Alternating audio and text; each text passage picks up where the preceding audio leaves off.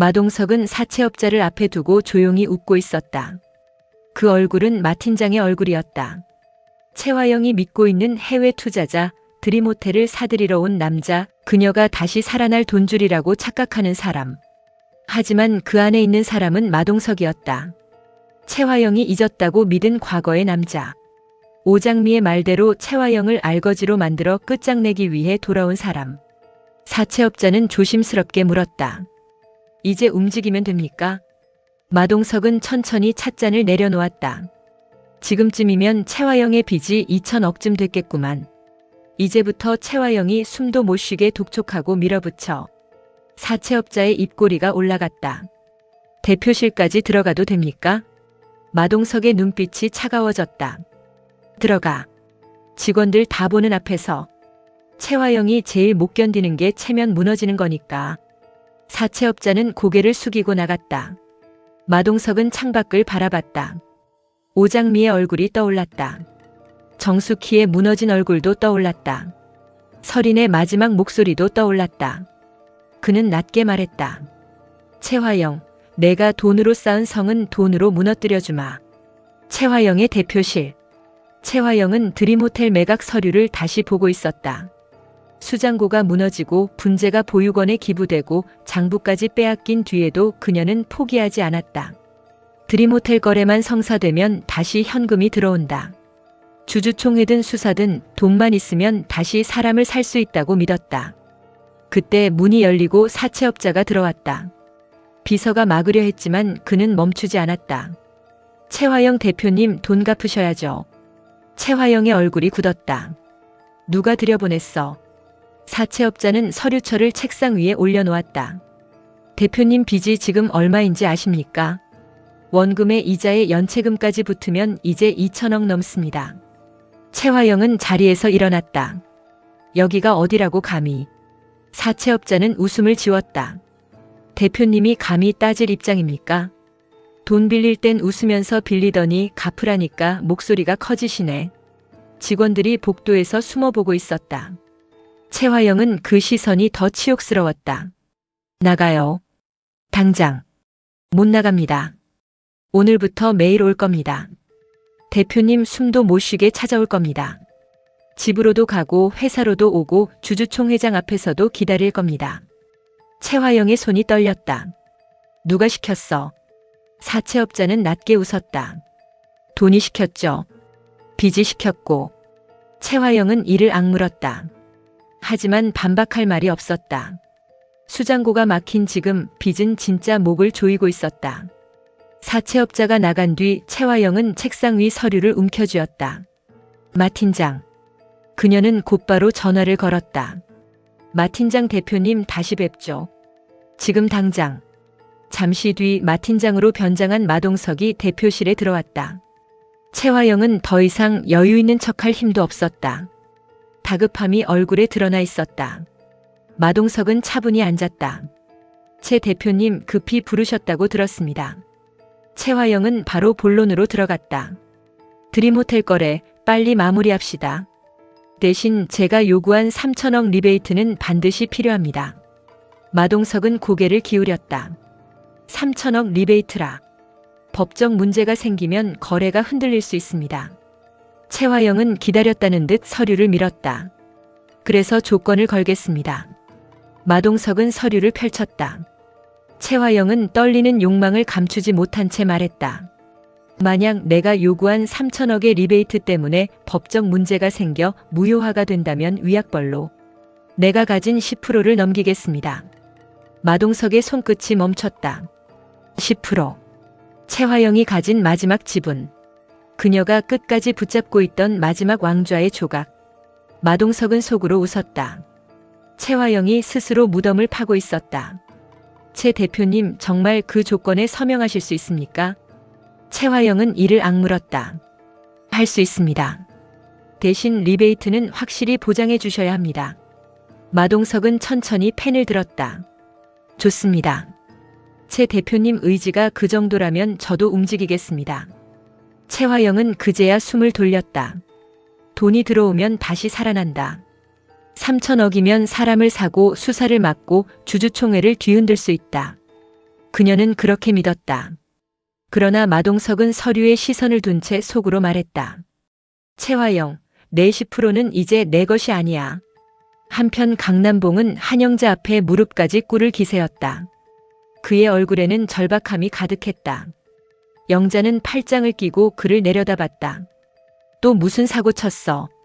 강남봉은 눈치를 보며 말했다. 영자야. 영자야 하지 마. 불길해. 강남봉은 마른 침을 삼켰다. 내 전 재산 다 줄 테니까 나랑 이혼해 주라. 영자는 잠시 그를 바라보다가 눈썹을 올렸다. 전 재산. 그래. 다 줄게. 진짜 다 줄게. 그러니까 제발 이혼만 해줘. 영자는 의외로 바로 고개를 끄덕였다. 좋아.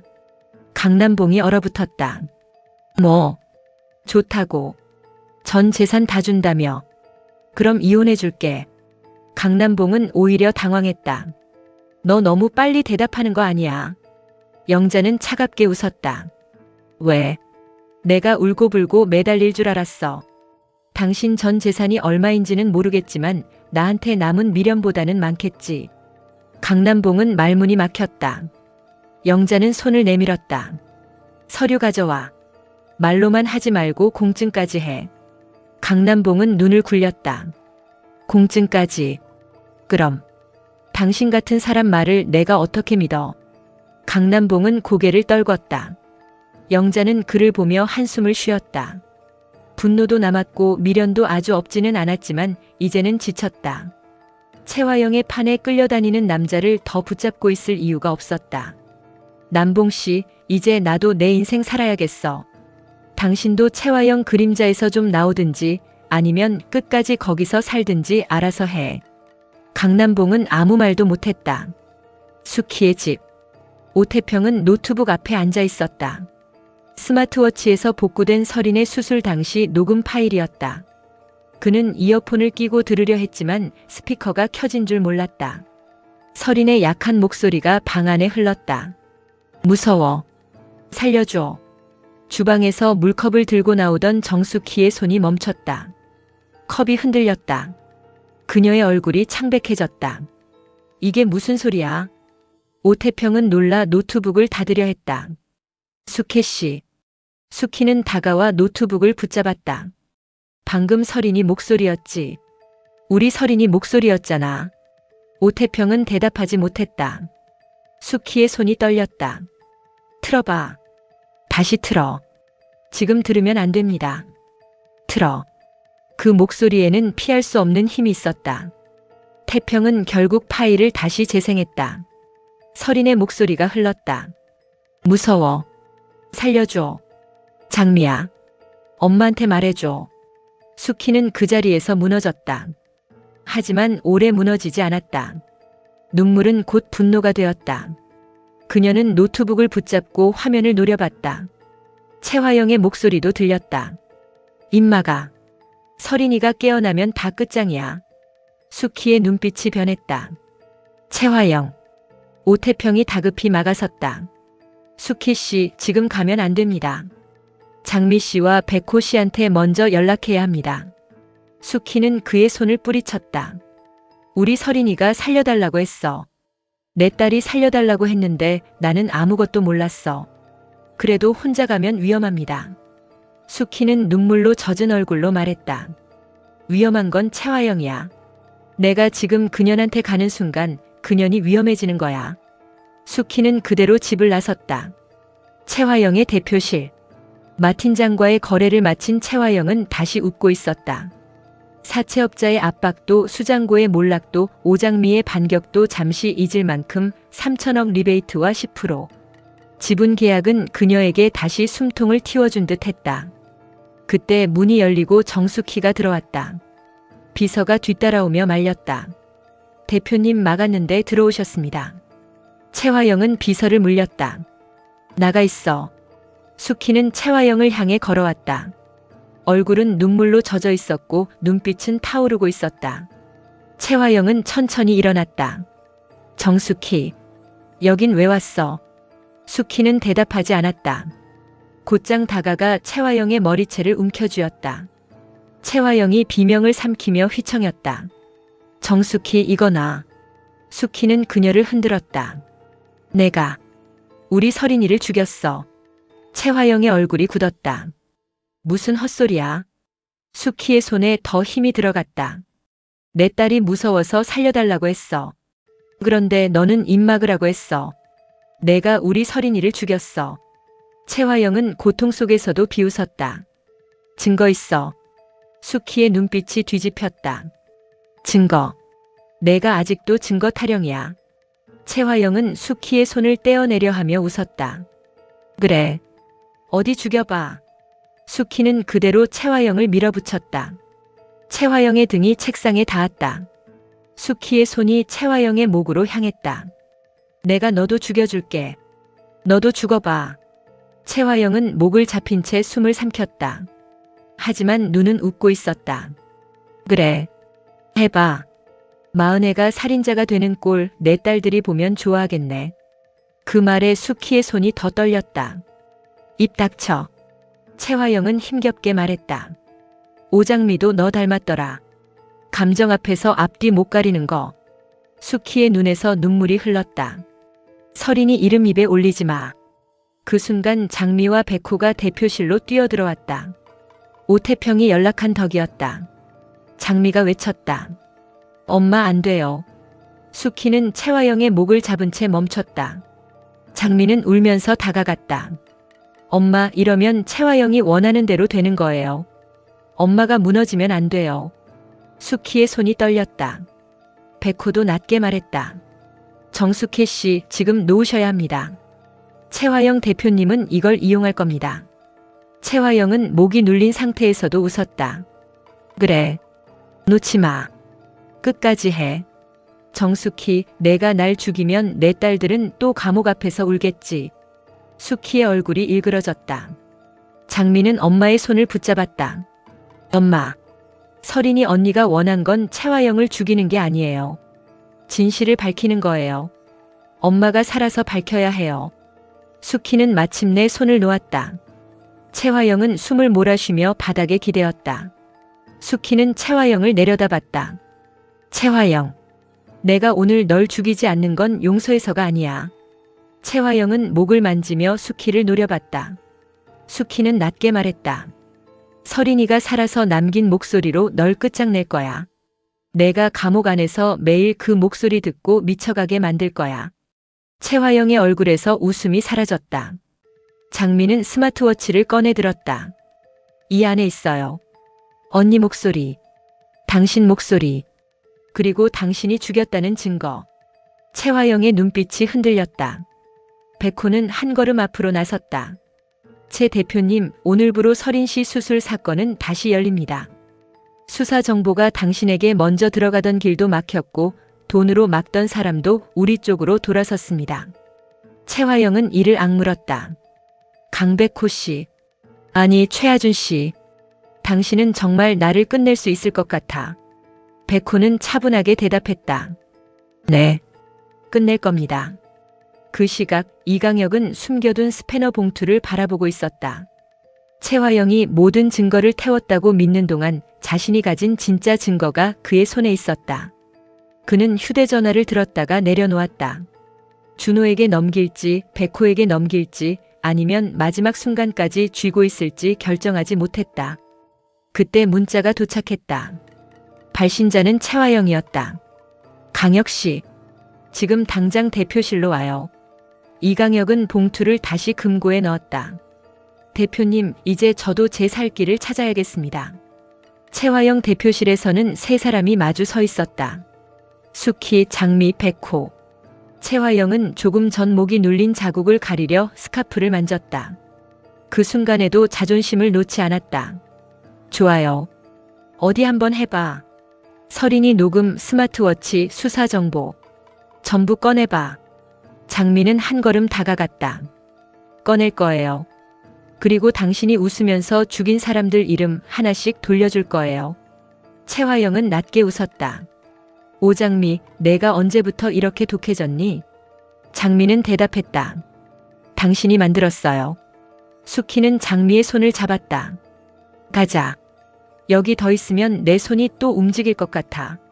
백호는 마지막으로 채화영을 봤다. 마팀장 거래도 조심하십시오. 대표님이 껍데기를 넘기고 알짜를 먹으려는 순간 누군가는 대표님의 알짜를 전부 가져갈 겁니다. 채화영의 눈빛이 흔들렸다. 그게 무슨 뜻이야? 백호는 대답하지 않았다. 세 사람은 대표실을 나갔다. 채화영은 문이 닫히자마자 책상 위 물건을 밀어냈다.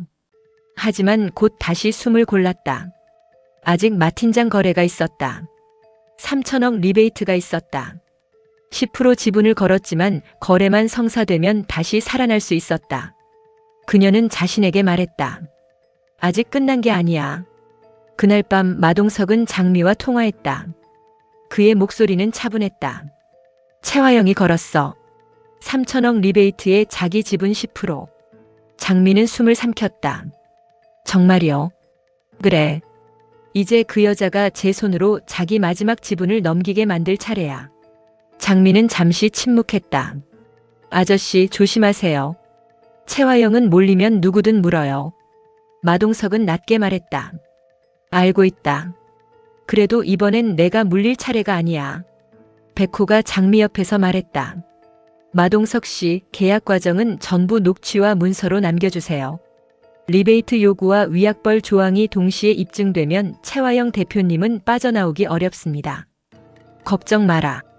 마 팀장은 채화영이 삼키려는 먹잇감처럼 보이겠지만 실제로는 그 여자를 삼키러 온 덫이다. 전화를 끊은 뒤 장미는 스마트워치를 바라봤다. 설인의 목소리, 채화영의 자백에 가까운 지시, 그리고 마동석의 함정. 이제 모든 것이 한 방향으로 모이고 있었다. 장미는 낮게 말했다. 채화영, 이번엔 정말 끝까지 가자. 마지막 장면. 채화영은 거울 앞에 서서 스카프로 목의 붉은 자국을 가렸다. 눈빛은 아직 살아있었다. 그녀는 마 팀장과의 계약서 초안을 펼쳤다. 위약벌 10% 조항에 자신의 서명이 들어갈 자리만 남아있었다. 그때 이강혁이 대표실로 들어왔다. 부르셨습니까? 채화영은 그를 돌아보지도 않고 말했다. 강혁 씨, 설인이 스마트워치부터 찾아요. 그거 없애지 못하면 우리 끝이에요. 이강혁은 그녀의 뒷모습을 바라봤다. 대표님은 아직도 우리라고 하시는군요. 채화영이 천천히 돌아섰다. 그게 무슨 뜻이에요? 이강혁은 잠시 침묵했다. 아닙니다. 채화영은 그를 노려봤다. 쓸데없는 생각하지 말고 움직여요. 그리고 마 팀장 쪽도 다시 확인해요. 어딘가 이상해. 이강혁의 눈빛이 움직였다. 마 팀장이요. 그래요. 그 사람 돈 냄새 맡고 온 투자자치고는 너무 침착해. 이강혁은 대답하지 않았다. 하지만 그의 얼굴에도 불안이 스쳤다. 같은 시각 마동석은 호텔 계약서 위에 펜을 올려놓고 있었다. 그의 앞에는 장미가 보낸 메시지가 떠 있었다. 채화영이 스스로 10%를 내놓게 해야 해요. 마동석은 펜을 집어들었다. 이제 내 차례다, 채화영. 다음 날 채화영은 마 팀장과 다시 마주 앉았다. 그녀는 마지막까지 웃고 있었다. 서명하시죠, 마 팀장 대표님. 마동석은 계약서를 훑었다. 채 대표님도 서명하셔야 합니다.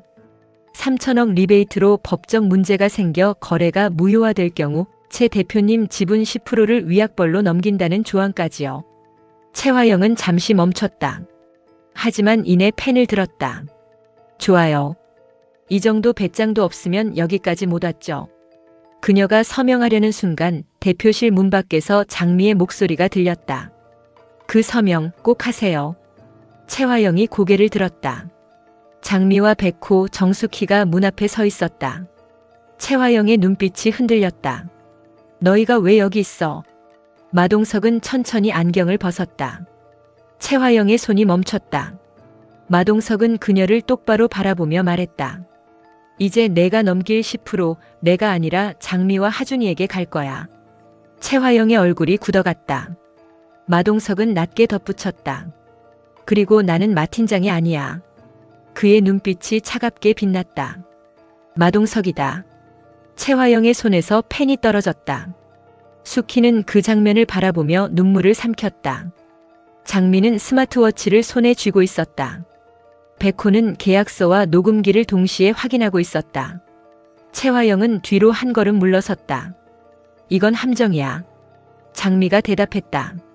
당신이 제일 잘하는 거잖아요. 함정. 채화영은 마동석을 노려봤다. 당신이 감히 나를 속여. 마동석은 차갑게 말했다. 내가 우리 모두를 속인 세월에 비하면 아주 약한 시작이지. 그 순간 이강혁의 휴대전화가 울렸다. 준호였다. 이강혁이 전화를 받자 준호의 목소리가 들렸다. 스패너 지금 가져오세요. 이강혁의 얼굴이 굳었다. 준호는 낮게 말했다. 오늘 채화영 대표님 끝내려면 진짜 살해도구가 필요합니다. 이강혁은 숨겨둔 금고 쪽을 바라봤다.